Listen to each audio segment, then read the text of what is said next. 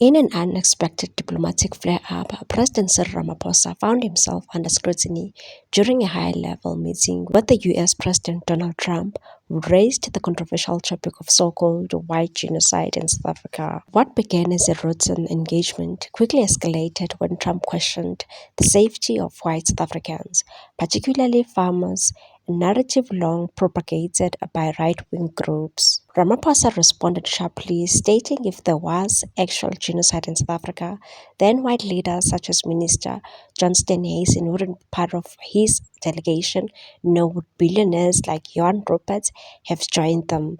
But Trump remained skeptical until Rupert stepped in. South African billionaire Johan Rupert, who was present at the meeting, forcefully debunked the white genocide myth, broadening the scope of South Africa's crime epidemic, and said we have too many deaths, but it's across the board. It's not only white farmers. We need technological help.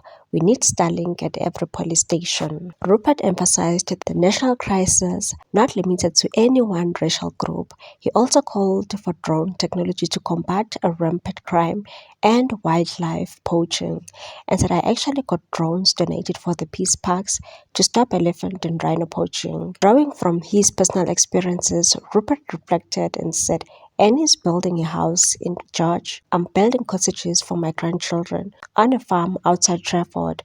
I often go to bed without locking the door. His point was clear. Despite the risks, many still believe in the country's future. He also warned about deeper systematic issues, including illegal immigration and mass unemployment, and said if we don't get our economy to grow, the culture of dependency and lawlessness will increase.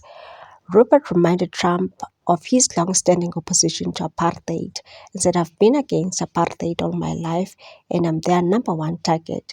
Just Google my name in Malema, you will see. He marched on my doorstep. Billionaire didn't spare local leadership either, taking aim at DA leader John Steenhuisen and said, Mr. Steenhuisen won't admit it, but he runs the Western Cape, where I live, and the biggest murder rate is in Cape Flats. We've got gang warfare like your M23. We need your help, sir, and we need Elon's technology.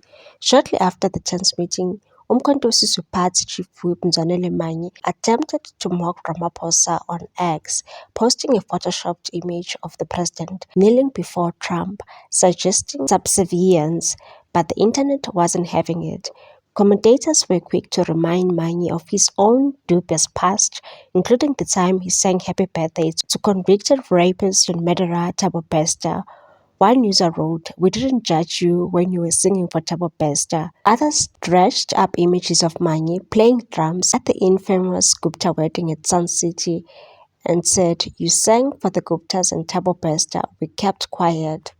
The backlash was swift and brutal, highlighting Manyi's history of political flip-flopping and controversial allegiances. Despite his attempt to gain memorial high ground, it was clear that many South Africans weren't buying it.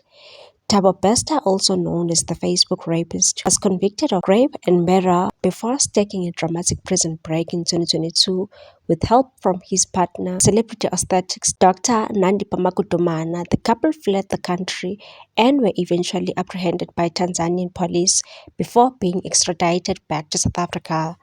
Their capture led to a nationwide scandal that exposed massive corruption within the Department of Correctional Services.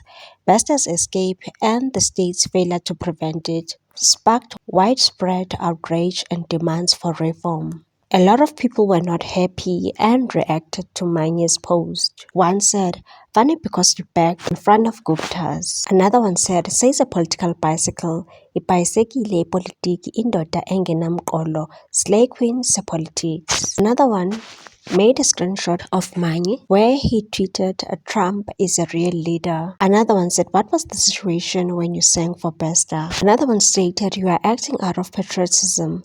How horrible. I have issues with government and President Ramaphosa here, but when he is out there, I have to side with him. So when at your age, this is your thinking.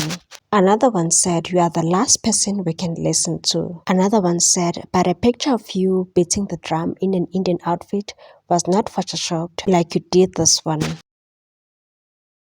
What's your take on this one, people? Thanks for watching. Please subscribe for more news.